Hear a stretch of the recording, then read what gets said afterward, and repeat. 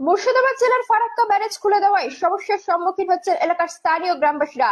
Barrage খুলে দেওয়ায় বন্যায় আতঙ্কিত রয়েছেন মুর্শিদাবাদ জেলার বিস্তীর্ণ এলাকা। সতর্কতা জানাই সাধারণ মানুষকে। সেই ছবি আপনাদের এক্সক্লুসিভ করে দেখাবো। ফারাক্কার 108 নম্বর ব্যারেজে যে ছবি ধরা পড়লো আমাদের M.WB নিউজ চ্যানেলের পর্দায়, দেখুন সেই ছবি। চ্যানেলটিকে ফলো করে ভিডিওটি শেয়ার করে লাইক কমেন্ট করে পাশে থাকুন।